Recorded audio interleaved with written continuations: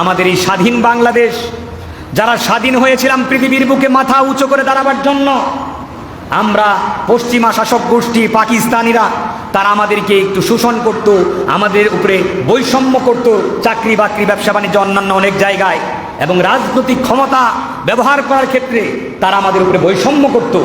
আমাদের নির্বাচিত জনপ্রতিনিধিদের হাতে ক্ষমতা হস্তান্তর করে নাই বলে আমরা স্বাধীন হওয়ার জন্য যুদ্ধ করে দেশকে স্বাধীন করেছিলাম, পৃথিবীর বুকে মাথা উঁচু করে দাঁড়াবো। কিন্তু স্বাধীন হওয়ার আগেই আমরা আবার স্বাধীনতাকে আরেক দেশের কাছে বিক্রি করে দিয়েছিলাম। ওই দেশ আমাদেরকে আজও পর্যন্ত একটা অত্যাধুনিক যুদ্ধ বিমান কিনতে দেয় নাই বলে 50 বছর আগের লক্কর চক্কর বিমান দিয়ে আজকে বিমান বাহিনীর সদস্যদেরকে মৃত্যুর ঝুঁকি নিয়ে বারবার আকাশে উঠতে হয়। আর একটি বছরেই 4-5 বার করে বিমান দুর্ঘটনা ঘটে যায়। আমাদের বিমান বাহিনী মৃত্যুর ঝুঁকি নিয়ে বারবার আকাশে উড়ে, কথা বলেন ঠিক কিনা?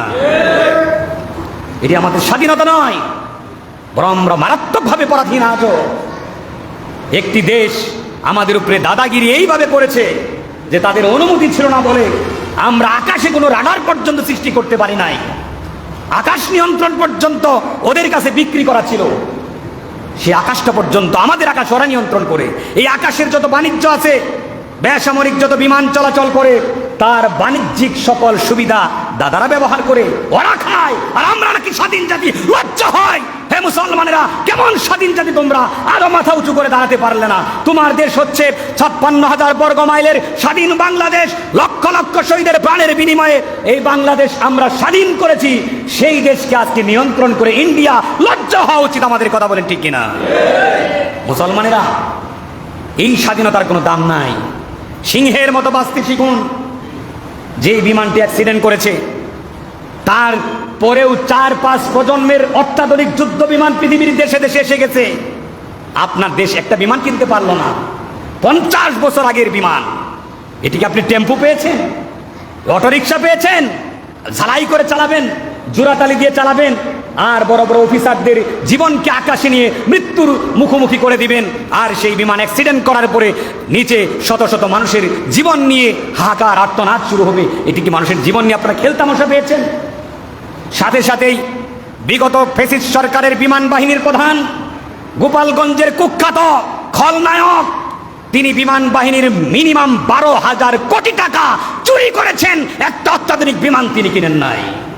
এগুলির বিচার হতে হবে এই বাংলাদেশে, কথা বলেন ঠিক কিনা? বিচার না হলে ফ্যাসিস্ট আবার জেগে উঠবে, আবার ওরা মানুষের জীবন নিয়ে হুলি খেলবে। শুধু আইনাগর সৃষ্টি করে এই মানুষকে নির্যাতন করে নাই, গোটা দেশের অর্থনীতি, সংস্কৃতি, প্রতিরক্ষা, রাজনীতি সবকিছু তো ওরা শেষ করে দিয়েছে।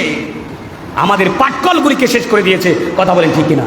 আমাদের চিনির কলগুলিকে শেষ করে দিয়েছে, আমাদের কৃষি ব্যবস্থাপনা শেষ করে দিয়েছে, আমাদের ফার্টিলাইজার ফ্যাক্টরিগুলিকে শেষ করে দিয়েছে।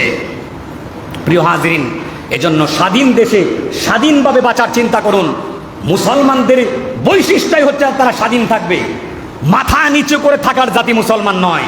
আপনারা অনেকে আমারে বলেন যে হুজুর, মসজিদের মধ্যে একটু নরম করে আমাদেরকে বলবেন, আমরা একটু ইবাদত বন্দেগী জিকির-আজকার করব। মনে রাখবেন মুসলমানেরা, আপনি কিন্তু হযরত আবু বকরের চেয়ে বেশি সুফি মুসলমান হন নাই। আপনি হযরত উমরের চেয়ে বেশি সুফি হয়ে যান নাই, কথা বলেন ঠিক কিনা? সেই উমর তলোয়ার নিয়ে লটকায় রেখে নামাজ পড়াতেন। আবু বকর মসজিদের মধ্যে যুদ্ধের ঘোষণা দিতেন। হযরত উসমান জিন্নুরাইন, 2 নূরের অধিকারী রাসূলুল্লাহ সাল্লাল্লাহু আলাইহি ওয়াসাল্লামের 2 কন্যার একজনের পরে আরেকজনকে বিয়ে করার সুযোগ পেয়েছিলেন। যে উসমান বিন আফফান রাদিয়াল্লাহু আনহু, তাকে জিন্নুরাইন বলা হতো। তার লজ্জাশীলতা, তার নম্রতা, তার ভদ্রতার কারণে ফেরেশতারা তাকে দেখে মাথা নিচু করে থাকতো। এই সম্ভ্রান্ত মহিয়ান সাহাবী, তিনিও যুদ্ধের ময়দানে সেনাপতির দায়িত্ব পালন করেছেন। সুতরাং ইসলাম মাথা নিচু করে গোলামি করার কোনো ধর্ম নয়। ইসলাম হচ্ছে ন্যায়ের পথে, সত্যের পথে মাথা উঁচু করে থাকার ধর্ম, কথা বলেন ঠিক কিনা? প্রিয় হাজরিন, আজকে এই চরম মর্মান্তিক ঘটনায় আমরা মারাত্মকভাবে শোকাহত। আমরা দোয়া করছি এই ঘটনায় যারা নিহত হলেন, আল্লাহ যেন তাদেরকে শাহাদাতের সর্বোচ্চ মর্যাদা দান করেন। সকলে বলে আমিন।